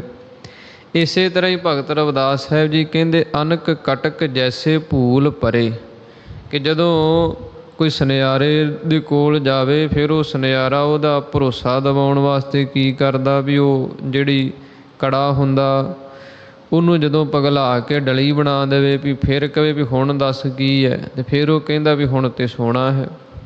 ਇਸੇ ਤਰ੍ਹਾਂ ਹੀ ਉਹ ਪਰਮੇਸ਼ਰ ਵਾਹਿਗੁਰੂ ਨੇ ਜਿਹੜੀ ਆਪਣੀ ਆਤਮਾ ਹੈ ਉਹਨੇ ਸਭ ਜੀਵਾਂ ਦੇ ਅੰਦਰ ਪਾ ਕੇ ਇਹ ਤਰ੍ਹਾਂ ਤਰ੍ਹਾਂ ਦੇ ਜਿੰਨੇ ਸਰੀਰ ਹਨ ਇਹ ਸਾਂਚਿਆਂ ਦੀ ਨਿਆਈ, ਗਹਿਣਿਆਂ ਦੀ ਨਿਆਈ ਉਸ ਨੇ ਘੜ ਦਿੱਤੇ ਹਨ। ਅਬ ਕਹਤੇ ਕਹਿਨ ਨਾ ਆਇਆ। ਤੇ ਜਦੋਂ ਜੀਵ ਇਹ ਵੇਖਦਾ ਕਿ ਸਭ ਦੇ ਵਿੱਚ ਜਿਵੇਂ ਗਹਿਣਿਆਂ ਦੇ ਵਿੱਚ ਇੱਕ ਰੂਪ ਸੋਨਾ ਹੀ ਹੈ, ਇਸੇ ਤਰ੍ਹਾਂ ਸਭ ਦੇ ਅੰਦਰ ਇੱਕ ਆਤਮਾ ਹੀ ਹੈ, ਫਿਰ ਕਹਿਣ ਨਾ ਆਇਆ, ਫਿਰ ਕੋਈ ਹੋਰ ਗੱਲ ਜਿਹੜੀ ਹੈ ਕਹਿਣ ਦੇ ਵਿੱਚ ਨਹੀਂ ਆਉਂਦੀ। ਫਿਰ ਇੱਕੋ ਹੀ ਗੱਲ ਰਹਿ ਜਾਂਦੀ ਹੈ ਵੀ ਉਹ ਆਤਮਾ ਸਭ ਦੇ ਅੰਦਰ ਹੈ ਤੇ ਉਹੀ ਸਭ ਦਾ ਅਸਲੀ ਵਜੂਦ ਹੈ। ਸਰਬੇ ਏਕ ਅਨੇਕਾ ਸੁਆਮੀ। ਭਗਤ ਰਵਿਦਾਸ ਸਾਹਿਬ ਜੀ ਕਹਿੰਦੇ ਸਰਬੇ ਏਕ ਅਨੇਕਾ ਸੁਆਮੀ, ਕਿ ਸਾਰਿਆਂ ਦੇ ਵਿੱਚ ਇੱਕ ਰੂਪ ਵੀ ਉਹ ਸੁਆਮੀ ਪਰਮੇਸ਼ਰ ਵਾਹਿਗੁਰੂ ਉਹੀ ਹੈ ਤੇ ਅਨੇਕਾਂ ਰੂਪ ਵੀ ਉਸੇ ਦੇ ਹੀ ਹੈ। ਉਹ ਆਪ ਹੀ ਇੱਕ ਤੋਂ ਅਨੇਕ ਰੂਪ ਹੋਇਆ ਹੈ, ਅਨੇਕ ਹੈ ਫਿਰ ਏਕ ਹੈ। ਜਿਵੇਂ ਜਾਪ ਸਾਹਿਬ ਦੇ ਅੰਦਰ ਸ਼੍ਰੀ ਗੁਰੂ ਗੋਬਿੰਦ ਸਿੰਘ ਮਹਾਰਾਜ ਜੀ ਨੇ ਉਚਾਰਨ ਕੀਤਾ ਕਿ ਉਹ ਪਰਮੇਸ਼ਰ ਵਾਹਿਗੁਰੂ ਆਪ ਹੀ ਅਨੇਕਾਂ ਰੂਪ ਬਣ ਜਾਂਦਾ ਅਤੇ ਆਪ ਹੀ ਇੱਕ ਰੂਪ ਹੈ। ਜਿਵੇਂ ਮਾਲਾ ਆਪਾਂ ਵੇਖਦੇ ਹਾਂ ਉਹਦੇ ਮਣਕੇ ਹੈ, ਚਾਹੇ ਉਹ 108 ਮਣਕਿਆਂ ਦੀ ਮਾਲਾ ਹੈ, ਚਾਹੇ ਉਹ ਵੱਧ ਮਣਕਿਆਂ ਦੀ ਮਾਲਾ ਹੈ, ਪਰ ਸਭ ਦੇ ਵਿੱਚ ਦੀ ਧਾਗਾ ਇੱਕੋ ਹੀ ਲੰਘਦਾ ਹੈ, ਇੱਕੋ ਧਾਗੇ ਦੇ ਨਾਲ ਹੀ ਉਹ ਮਾਲਾ ਬੱਝੀ ਹੁੰਦੀ ਹੈ। ਇਸੇ ਤਰ੍ਹਾਂ ਹੀ ਜਿੰਨੇ ਆਪਾਂ ਸਰੀਰ ਦੇਖਦੇ ਹਾਂ, ਖਾਣੀਆਂ ਦੇਖਦੇ ਹਾਂ, ਪਸ਼ੂ ਪਰਿੰਦੇ ਜਿੰਨੀ ਰਚਨਾ ਦਿਸਦੀ ਹੈ ਸਭ ਦੇ ਵਿੱਚ ਹੀ ਉਹ ਧਾਗੇ ਦੀ ਨਿਆਈ ਪਰਮੇਸ਼ਰ ਵਾਹਿਗੁਰੂ ਹੀ ਸਭ ਦੇ ਵਿੱਚ ਮਿਲਿਆ ਹੋਇਆ। ਇਸ ਕਰਕੇ ਭਗਤ ਰਵਿਦਾਸ ਸਾਹਿਬ ਜੀ ਉਚਾਰਨ ਕਰਦੇ ਹਨ ਸਭ ਘਟ ਭੋਗਵੈ ਸੋਈ, ਸਰਬੇ ਏਕ ਅਨੇਕੈ ਸੁਆਮੀ। ਇੱਕੋ ਪਰਮੇਸ਼ਰ ਵਾਹਿਗੁਰੂ ਹੀ ਅਨੇਕ ਰੂਪ ਹੋ ਕੇ ਸਭ ਦੇ ਵਿੱਚ ਮਿਲਿਆ ਹੈ। ਸਭ ਘਟ ਭੋਗਵੈ ਸੋਈ। ਤੇ ਸਭ ਦੇ ਹਿਰਦਿਆਂ ਦੇ ਵਿੱਚ ਉਹੀ ਪਰਮੇਸ਼ਰ ਵਾਹਿਗੁਰੂ ਭੋਗਵੈ ਕਹੀਏ ਭੋਗ ਰੂਪ ਹੋ ਕੇ ਭੋਗਾਂ ਨੂੰ ਭੋਗ ਰਿਹਾ ਹੈ। ਕਹਿ ਰਵਿਦਾਸ ਹਾਥ ਪੈ ਨੀਰੈ। ਭਗਤ ਰਵਿਦਾਸ ਸਾਹਿਬ ਜੀ ਕਹਿੰਦੇ ਹਾਥ ਪੈ ਨੇਰੈ। ਉਹ ਪਰਮੇਸ਼ਰ ਵਾਹਿਗੁਰੂ ਹੱਥਾਂ ਪੈਰਾਂ ਤੋਂ ਵੀ ਨੇੜੇ ਹੈ, ਭਾਵ ਕਿ ਆਪਣਾ ਆਪਾ ਰੂਪ ਹੈ। ਜਿਵੇਂ ਜੀਵ ਦੇ ਆਪਦੇ ਹੱਥ ਪੈਰ ਹੁੰਦੇ ਹੈ, ਸਰੀਰ ਦੇ ਅੰਗ ਪ੍ਰਤੰਗ ਹੈ ਆਪਦੇ ਜੀਵ ਦੇ, ਇਹਨਾਂ ਤੋਂ ਵੀ ਨੇੜੇ, ਕਿਉਂਕਿ ਉਹ ਆਪਣਾ ਆਪਾ ਰੂਪ ਹੈ। ਅਸਲੀ ਵਸਤੂ ਹੀ ਉਹ ਹੈ, ਜੀਵ ਦੀ ਅਸਲੀ ਹਸਤੀ ਉਹ ਚੀਜ਼ ਹੈ। ਇਸ ਕਰਕੇ ਭਗਤ ਰਵਿਦਾਸ ਸਾਹਿਬ ਜੀ ਕਹਿੰਦੇ ਹੱਥਾਂ ਪੈਰਾਂ ਤੋਂ ਵੀ ਨੇੜੇ ਉਹ ਪਰਮੇਸ਼ਰ ਵਾਹਿਗੁਰੂ ਆਪਾ ਰੂਪ ਕਰਕੇ ਹੈ। ਸਹਜੇ ਹੋਏ ਸੋ ਹੋਈ। ਪਰ ਉਹਦੀ ਪ੍ਰਾਪਤੀ ਸਹਿਜੇ ਹੋਏ ਸੋ ਹੋਈ, ਸਹਿਜ ਦੇ ਨਾਲ ਹੁੰਦੀ ਹੈ। ਹੱਠ ਦੇ ਨਾਲ, ਧੱਕੇ ਦੇ ਨਾਲ, ਜ਼ੋਰ ਦੇ ਨਾਲ ਉਹਦੀ ਪ੍ਰਾਪਤੀ ਨਹੀਂ ਹੁੰਦੀ। ਸਹਿਜੇ ਹੋਏ ਸੋ ਹੋਈ। ਸਹਿਜ ਦੇ ਮਾਰਗ 'ਤੇ ਚੱਲਦਿਆਂ, ਨਾਮ ਜਪਦਿਆਂ, ਬਾਣੀ ਪੜ੍ਹਦਿਆਂ, ਸੰਗਤ ਕਰਦਿਆਂ ਫਿਰ ਉਹਦੀ ਪ੍ਰਾਪਤੀ ਜਿਹੜੀ ਹੈ ਸਹਿਜ ਮਾਰਗ ਦੇ ਵਿੱਚੋਂ ਜੀਵ ਨੂੰ ਪ੍ਰਾਪਤ ਹੁੰਦੀ ਹੈ। ਕਿਉਂਕਿ ਸੰਗਤ ਦੇ ਵਿੱਚ ਜੁੜ ਕੇ ਜਦੋਂ ਜੀਵ ਨਾਮ ਨੂੰ ਜਪਦਾ, ਬਾਣੀ ਨੂੰ ਸੁਣਦਾ, ਪੜ੍ਹਦਾ, ਵਿਚਾਰਦਾ, ਫਿਰ ਇਹਨੂੰ ਸਹਿਜ ਸਹਿਜ ਦੇ ਨਾਲ ਉਹ ਅਸਲੀ ਜਿੱਥੋਂ ਇਹ ਜੀਵ ਦੀ ਆਤਮਾ ਦੀ ਪੈਦਾਇਸ਼ ਪ੍ਰਮਾਤਮਾ ਤੋਂ ਹੈ, ਉਹਦੀ ਇਹਨੂੰ ਸਮਝ ਪੈਂਦੀ ਹੈ ਕਿ ਅਸਲੀ ਰੂਪ ਉਹ ਹੈ। ਜਿਵੇਂ ਡਾਕਟਰ ਭਾਈ ਵੀਰ ਸਿੰਘ ਜੀ ਨੇ ਉਦਾਹਰਣ ਦਿੱਤੀ ਇੱਕ ਕੋਲੇ ਦੀ, ਕਿ ਜਿਵੇਂ ਆਪਾਂ ਕੋਲਾ ਵੇਖਦੇ ਹਾਂ, ਅੱਗ ਜਦੋਂ ਠੰਡੀ ਹੋ ਜਾਏ ਤੇ ਫਿਰ ਉਹਦੇ ਕੋਲੇ ਬਣ ਜਾਂਦੇ ਆ। ਜਦੋਂ ਅੱਗ ਮੱਚਦੀ ਆ ਉਦੋਂ ਕੋਲੇ ਜਿਹੜੇ ਆ ਉਹ ਲਾਟਾਂ ਮਾਰਦੇ ਆ, ਲਾਲ ਹੁੰਦੇ ਆ। ਜਦੋਂ ਬਾਅਦ ਦੇ ਵਿੱਚ ਅੱਗ ਸ਼ਾਂਤ ਹੋ ਜਾਏ ਉਹ ਕੋਲਾ ਜਿਹੜਾ ਕਾਲਾ ਹੋ ਜਾਂਦਾ, ਰੰਗ ਵਟਾ ਜਾਂਦਾ। ਅਤੇ ਡਾਕਟਰ ਭਾਈ ਵੀਰ ਸਿੰਘ ਜੀ ਕਹਿੰਦੇ ਕਿਸੇ ਸਿਆਣੇ ਨੇ ਉਹ ਕੋਲੇ ਨੂੰ ਸੋਚਿਆ ਵੀ ਆਪਾਂ ਇਹਨੂੰ ਸਾਫ਼ ਕਰੀਏ, ਇਹਦੀ ਕਾਲਖ ਦੂਰ ਕਰ ਦਈਏ। ਉਹਨੇ ਕੀ ਕੀਤਾ ਵੀ ਸਾਬਣ ਲਾ ਲਾ ਕੇ ਧੋਤਾ ਪਹਿਲਾਂ ਕੋਲੇ ਨੂੰ, ਨਹੀਂ ਚਿੱਟਾ ਹੋਇਆ। ਫਿਰ ਉਹਨੇ ਆਖਿਆ ਵੀ ਇਹਨੂੰ ਦੁੱਧ 'ਚ ਪਾ ਦਈਏ, ਦਹੀਂ 'ਚ ਪਾ ਦਈਏ, ਉਹਦੇ 'ਚ ਪਾ ਕੇ ਧੋ ਕੇ ਵੇਖਿਆ ਫਿਰ ਉਹ ਕਾਲਾ। ਫਿਰ ਉਹਨੇ ਸੋਚਿਆ ਵੀ ਆਪਾਂ ਇਹਨੂੰ ਮਿੱਟੀ 'ਚ ਪਾ ਕੇ ਰੰਗ ਚੜ੍ਹਾ ਦਈਏ। ਜਦੋਂ ਉੱਥੇ ਕੋਲੇ ਨੂੰ ਪਾਇਆ ਉੱਥੇ ਫਿਰ ਉਹ ਕੋਈ ਰੰਗ ਨਹੀਂ ਚੜ੍ਹਿਆ ਉਹਦੇ 'ਤੇ। ਫਿਰ ਉਹਨੇ ਕੀ ਕੀਤਾ ਵੀ ਉਹ ਕੋਲਾ ਸੀ ਜਿਹੜਾ ਮੱਚਦੀ ਅੱਗ ਦੇ ਵਿੱਚ ਸੁੱਟ ਦਿੱਤਾ। ਜਦੋਂ ਅੱਗ ਦੇ ਵਿੱਚ ਸੁੱਟਿਆ ਨਾਲ ਦੀ ਨਾਲ ਹੀ ਕੋਲਾ ਜਿਹੜਾ ਰੰਗ ਵਟਾ ਗਿਆ, ਲਾਲ ਹੋ ਗਿਆ। ਅਤੇ ਡਾਕਟਰ ਭਾਈ ਵੀਰ ਸਿੰਘ ਜੀ ਨੇ ਬਚਨ ਲਿਖੇ ਕਿ ਸਾਬਣ ਲਾ ਲਾ ਧੋਤਾ ਕੋਲਾ, ਦੁੱਧ ਦਹੀਂ ਵਿੱਚ ਪਾਇਆ, ਖੁੰਬ ਚਾੜ ਰੰਗਣ ਭੀ ਧਰਿਆ, ਰੰਗ ਨਾ ਏਸ ਵਟਾਇਆ, ਵਿਛੜ ਕੇ ਕਾਲਖ ਸੀ ਆਈ, ਮਿਲਿਆਂ ਬਾਝ ਨਹੀਂ ਲੈਂਦੀ। ਕਿ ਅੱਗ ਤੋਂ ਵਿਛੜ ਕੇ ਜਿਹੜੀ ਕਾਲਖ ਸੀ ਉਹ ਕੋਲੇ ਦੇ ਅੰਦਰ ਆ ਗਈ। ਜਦੋਂ ਅੱਗ ਤੋਂ ਦੂਰ ਹੋਇਆ ਕੋਲਾ ਉਦੋਂ ਹੀ ਕਾਲਖ ਆਈ, ਜੇ ਵਿੱਚ ਰਹਿੰਦਾ ਫਿਰ ਤੇ ਲਾਲ ਹੀ ਸੀ। ਕਿ ਵਿਛੜ ਕੇ ਕਾਲਖ ਸੀ ਆਈ, ਮਿਲਿਆਂ ਬਾਝ ਨਹੀਂ ਲੈਂਦੀ। ਹੁਣ ਅੱਗ ਦੇ ਨਾਲ ਜਿੰਨਾ ਚਿਰ ਮਿਲਦਾ ਨਹੀਂ ਉਹ ਕਾਲਖ ਦੂਰ ਨਹੀਂ ਹੁੰਦੀ। ਅਤੇ ਅੰਗ ਅੱਗ ਦੇ ਲਾ ਕੇ ਵੇਖੋ ਚੜ੍ਹਦਾ ਰੂਪ ਸਵਾਇਆ। ਕਹਿੰਦੇ ਅੱਗ ਦੇ ਵਿੱਚ ਪਾ ਕੇ ਵੇਖਿਆ ਜਦੋਂ ਕੋਲਾ, ਫਿਰ ਉਹਦੇ 'ਚ ਉਹੀ ਰੰਗ, ਉਹੀ ਲਾਲੀਆਂ ਮਾਰੇ। ਇਸੇ ਤਰ੍ਹਾਂ ਹੀ ਜਿਹੜੀ ਜੀਵ ਦੀ ਆਤਮਾ ਹੈ, ਜਦੋਂ ਇਹ ਗੁਰੂ ਕੀ ਬਾਣੀ ਦੇ ਨਾਲ, ਨਾਮ ਦੇ ਨਾਲ, ਸੰਗਤ ਦੇ ਨਾਲ ਜੁੜਦੀ ਹੈ, ਫਿਰ ਇਹਨੂੰ ਪਤਾ ਚੱਲਦਾ ਵੀ ਇਹਦਾ ਰੰਗ ਕੀ ਹੈ ਅਸਲੀ। ਅਤੇ ਨਹੀਂ ਜੀਵ ਚਾਹੇ ਲੱਖਾਂ ਸਾਧਨ ਕਰੀ ਜਾਏ, ਲੱਖਾਂ ਹੋਰ ਤਰ੍ਹਾਂ ਤਰ੍ਹਾਂ ਦੇ ਯਤਨ ਕਰੀ ਜਾਏ ਅਤੇ ਨਾਮ ਨਾ ਜਪੇ, ਬਾਣੀ ਨਾ ਪੜ੍ਹੇ, ਫਿਰ ਉਹ ਕਾਲਸ ਜਿਹੜੀ ਆ ਦੂਰ ਨਹੀਂ ਹੁੰਦੀ। ਜਿਵੇਂ ਕੋਲੇ ਦੀ ਨਹੀਂ ਹੁੰਦੀ, ਇੱਦਾਂ ਜੀਵ ਦੇ ਮਨ ਦੀ ਨਹੀਂ ਹੁੰਦੀ। ਇਸੇ ਤਰ੍ਹਾਂ ਹੀ ਜਿਹੜਾ ਮਨ ਹੈ, ਜਦੋਂ ਇਹਨੂੰ ਸੰਗਤ ਦੇ ਵਿੱਚ ਪਾਉਂਦਾ ਜੀਵ, ਬਾਣੀ ਦੇ ਵਿੱਚ, ਨਾਮ ਦੇ ਵਿੱਚ ਹਾਜ਼ਰ ਰੱਖਦਾ, ਫਿਰ ਇਹਦੀ ਕਾਲਸ ਜਿਹੜੀ ਉਹ ਦੂਰ ਹੁੰਦੀ ਹੈ, ਫਿਰ ਇਹਦਾ ਅਸਲੀ ਰੂਪ ਪ੍ਰਗਟ ਹੁੰਦਾ ਹੈ। ਇਸੇ ਤਰ੍ਹਾਂ ਹੀ ਭਗਤ ਰਵਿਦਾਸ ਸਾਹਿਬ ਜੀ ਕਹਿੰਦੇ ਸਹਿਜੇ ਹੋਏ ਸੋ ਹੋਈ। ਇਹ ਸਹਿਜ ਦਾ ਮਾਰਗ ਹੈ ਕਿ ਸਹਿਜ ਦੇ ਨਾਲ ਹੀ ਨਾਮ ਜਪਦਿਆਂ, ਸੰਗਤ ਕਰਦਿਆਂ ਜੀਵ ਨੂੰ ਅਸਲੀ ਪਦਵੀ ਦੀ ਪ੍ਰਾਪਤੀ ਹੁੰਦੀ ਹੈ।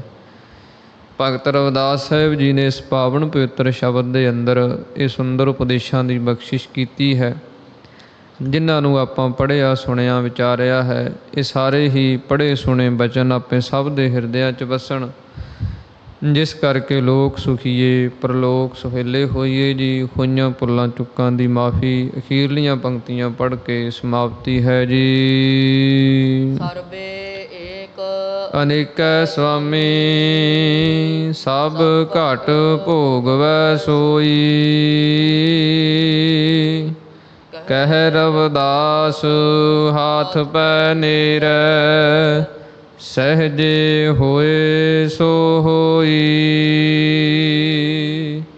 ਵਾਹਿਗੁਰੂ ਜੀ ਕਾ ਖਾਲਸਾ ਵਾਹਿਗੁਰੂ ਜੀ ਕੀ ਫਤਿਹ। ਹੇ ਗੋਬਿੰਦ ਹੇ ਗੋਪਾਲ ਹੇ ਦਇਆਲ ਲਾਲ। ਪ੍ਰਾਣਨਾਥ ਅਨਾਥ ਸਖੇ ਦੀਨ ਦਰਦ ਨਿਵਾਰ। ਹੇ ਸਮਰੱਥ ਅਗਮ ਪੂਰਨ ਮੋਹਿ ਮਇਆ ਧਾਰ। ਅੰਧਕੂਪ ਮਹਾ ਭਿਆਨ ਨਾਨਕ ਪਾਰ ਉਤਾਰ। ਆਏ ਪ੍ਰਭ ਸਰਨਾਗਤੀ ਕਿਰਪਾ ਨਿਧ ਦਇਆਲ। ਏਕ ਅੱਖਰ ਹਰ ਮਨ ਬਸਤ ਨਾਨਕ ਹੋਤ ਨਿਹਾਲ। ਜਲ ਥਲ ਮਹੀਅਲ ਪੂਰਿਆ ਸੁਆਮੀ ਸਿਰਜਣਹਾਰ। ਅਨਕ ਭਾਂਤ ਹੋਏ ਪਸਰਿਆ ਨਾਨਕ ਏਕੰਕਾਰ। ਵਾਹਿਗੁਰੂ ਨਾਮ ਜਹਾਜ ਹੈ ਚੜ੍ਹੇ ਸੋ ਉਤਰੇ ਪਾਰ। ਜੋ ਸ਼ਰਧਾ ਕਰ ਸੇਵੰਦੇ ਪਾਰ ਉਤਾਰਨਹਾਰ। ਜੋ ਸ਼ਰਧਾ ਕਰ ਸੇਵੰਦੇ ਪਾਰ ਉਤਾਰਨਹਾਰ। ਤੂੰ ਠਾਕੁਰ